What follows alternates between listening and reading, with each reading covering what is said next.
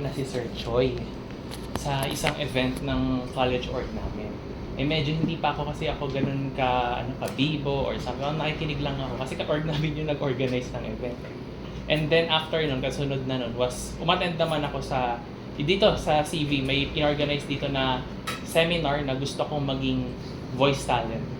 As in, nandun si Sir Choi, pati yung mga mga nasa Creative Voices din nun. And sobrang na-amaze din ako. Parang yun yung nag-ano sa akin sa voice. Parang gusto kong i-pursue ang voice acting. Na gusto kong mag-pursue ng mga voice overs. Kasi sabi ko nga din sa mga past ko rin, fascinate ako sa mga nagvo-voice over, sa mga nagdadub. As in, sobrang nakakatuwa kung paano sila gawin. Kaya yun yung parang nagpa-ignite din sa akin na kung bakit ako nag-join din sa program. Pero after that was 2017, pero ni-let go ko din kasi may mga gusto din ako mga other gawin sa buhay. Focus sa work, and then rin ako for some time, nag-masters din ako. As in, yung coursework lang.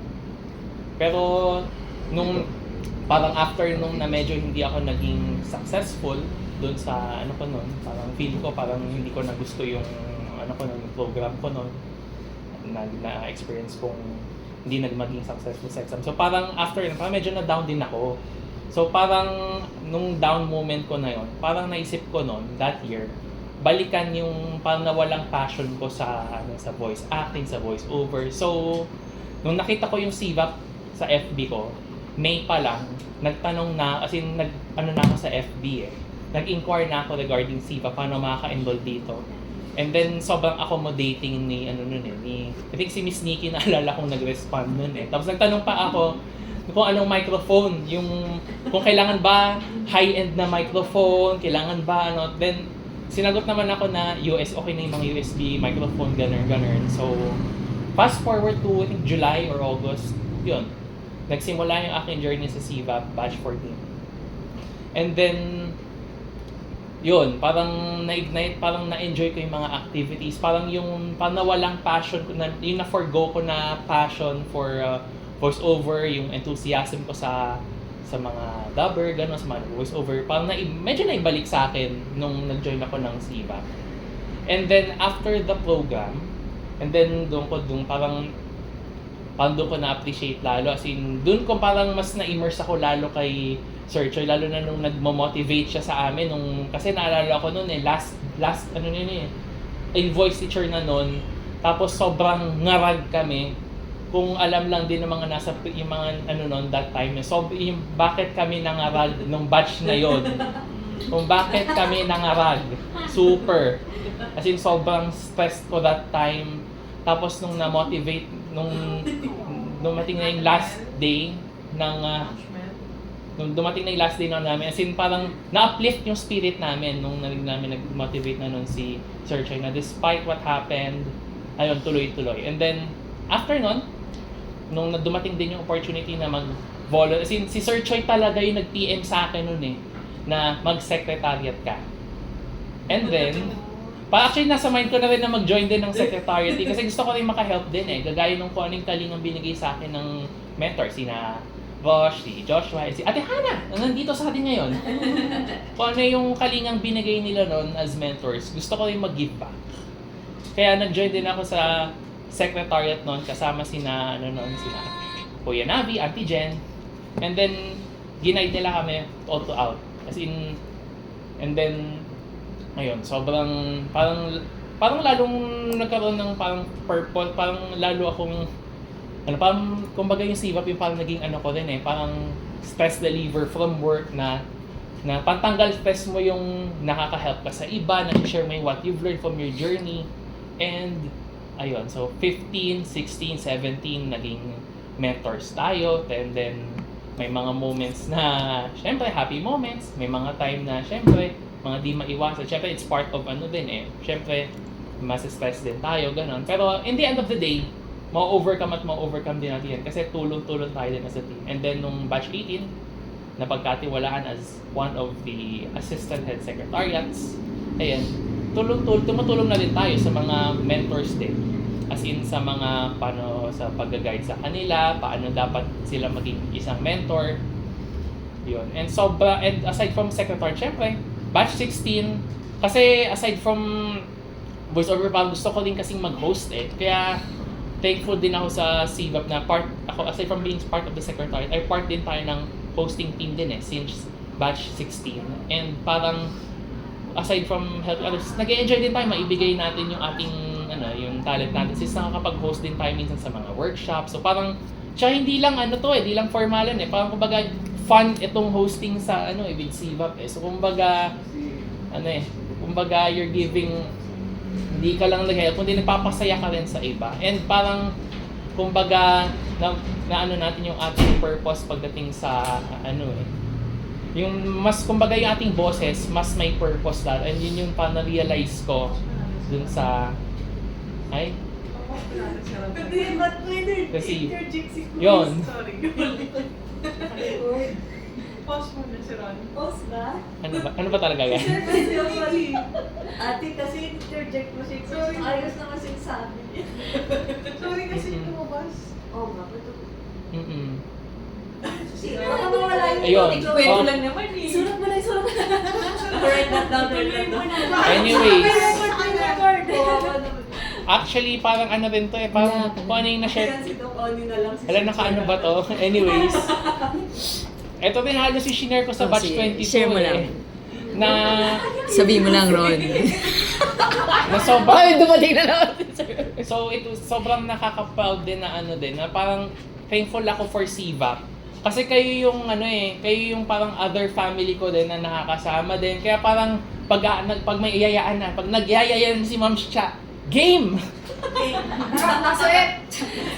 As in game na game kasi parang iba yung bukod sa voice artistry, bukod sa you're doing what your thing, parang you're finding another family in CVAP eh, na kayo nakakabanding ka outside work, ganyan. Minsan may mga pinagdadaanan tayo, and ang maganda dito sa CVAP is we are very supportive with each other, lalo na si Sir Choi sa mga simpleng congrats, thank you, proud of you, yung mga ganong simpleng words, sobrang nakakatuwa. And for sure na-experience nyo din yan with Sir Choi, na to those simple words ay sobrang, as in, nakita natin yung support na binibigay niya, and of course the CVAP family. So of course on behalf of CVAP family. So always grateful ako for the CVAP sa CVAP dahil andyan kayo. And kumbaga, sabi nga ni Kuya, ito quote Kuya Mac, of course nag-resonate talaga sa atin, there's a pocholo within ourselves eh. There's a piece of Sir Choi within ourselves eh. Aminin natin yun. Maganda siya doon. Yes, for the day. nagre-resonate yung mula from Kuya Mac to Auntie Jen hanggang ngayon, dito. For sure, baka sabihin niyo rin yan. There's a piece of Sir Choi na nasa atin. And sana, patuloy natin i-ignite yung ating fire for something beyond voice artistry. Na andun yung passion natin, ignite. And of course, to spread the love and kindness. Kaya yun yung maganda rin dito sa family, dito sa ating pamilya sa CVAP na yun nga, may mga pinagdadaanan ding bashing ang CVAP, pero tuloy-tuloy pa rin tayo. We just do our thing and we're just doing the right thing. Ika nga ni Sir Choi. So again, I'm very grateful sa inyo, sa CVAP, Sir Choi. Yun. Lumabas lang si Sir, pero I'm always, like, hindi ko ako magsasawang sabihin na I'm always grateful with the Certified Voice Artist Program, Certified Voice Artist of the Philippines Incorporated. Sobrang grateful ako sa pamilyang ito. And yun, thank you so much. And may I just say, si Kuis laging, or usually sinasabi na name ni Sir Choi kung may CVAP na ganap na. Kasi na sobrang everywhere ni Kuis Ron. So magpahinga ka rin, Kuis Ron. Mag-party tayo mamaya, ha?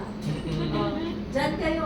Yung kahit naka-break, yung kahit lunch break, para sa, dahil mahal natin ang CVAP, i-check natin yung, kaya nga, di ba, yung pagtatanghali, minsan tayo, nag-check sa mga ganap-ganap. So habang nag-gym, nag-check. Habang nag-gym si Kuis Ron, nag-check siya ng CVAP. Habang kasara lang sila. Nag-drive minute kasi na overtime. Overtime lang 5 seconds. Or minsan nag-check ng may balita, ganyan, may imamarites, itotolis. Tapos nag-i-screenshot yan. Si Zina, tsaka si Chenes nag-date. Grabe mga ano. Pero pang sa amin tatlo namin yun, hindi pwede sa iba. Oo. Na si ganitong voice meet, ganyan. Knowledge siya din. Eh, alam mo, feeling ko nag-workshop, tapos mag-isa siya bigla-bigla. Tsaka ano din eh, part na rin siguro yun ng pagiging supportive natin. Kumbaga sa CVAP, we create a supportive environment eh. Kaya nga, Kasama ba yun doon? PowerPoint yun ah. kaya minsan, Kaya yung nag-date, tapos hindi nagpasa on time na ako. ha? Ano yan? Kahit yung nag-date, tapos hindi nagpasa on time na ako. Ay, yun lang. Itanggal yung Basta everything, basta everything positive and yung accomplishment. Basta yung mga accomplishment, halimbawa, pag may mga mentee tayo na nasa TV, ganon. Ay, alam ko yun. Bakit TV? Bakit nasa City? Alam ko sino yun. Okay. Nag-design sabi ko. Uy, nag-record, uy! Yun, kumbaga sa ano kasi, Say kumbaga kasi sa mga mentees, even after ano, siguro na-instill din sa akin na bilang mentor siguro na even after CVAP, even after their CVAP batch, ituloy yung support sa mga mentees. Kumbaga, we go beyond our, ano, kung ba, may ganitong engagement si ganito, may show si ganito, may voice over. Halimbawa, sige, batch 17 halimbawa, kasi Ang dumating si Sir Troy, diretso ka. grabe sila. Kung halimbawa, sa ano namin, sa BR namin, batch 17, may voice over, ano, may Vinoise na project si, halimbawa, si Yayo Villar, sineshare ni Mami Saiki. Hindi. Ganon. Hindi ko sinishare mo sa GC eh. Kumbaga, kung Ay, nawawala na Okay, sa time si Kuwais. o kaya ano, kumbaga, ano din, yung sa pagiging supportive natin, kumbaga dinadala natin din sa ano, even beyond ano. So kumbaga as a siguro perspective ko ito as a mentor na natutunan natin sa mga past batches na nag-mentor tayo is to create na ipasa natin yung kindness, ipasa natin yung pagiging supportive natin sa ating mga mentees. Nang sa gawin, ma-ignite natin yung passion nila. Na yung simpleng thank you na sasabihin sa'yo kapag shinare mo yung ano, parang nakakataba ng puso. Yung teams, bang thank you Sir Ron, thank you po, ganon. Bakit? Pero Huwag ko na depensa. Oo nga. Masyado ka nag-ano. Supportive tayo sa ano, syempre pati sa love life nun, at saka sa mga ganap-ganap niya. Sabihin natin napapanood siya sa ano. Ay, may pa ganun, hoy! Uy, nandiyan ba si Ice? Huwag mo yan sasali naman. Grabe naman yung... Ay, batchmate nito!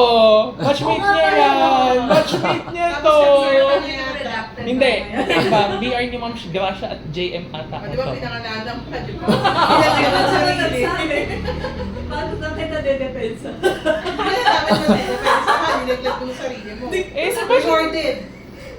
Boys naman, tinutulungan na kita eh. Oo, Nakakawisa na ako. Hindi ko na namin eh. Kasi Sensya sa naman. DD4, merong loto drone, di ba? Oh, dalawa siya, dalawang voice nito. Ayan na tayo, dilagdag na tayo. Pero thank you, Krista. Nang bait mo talaga.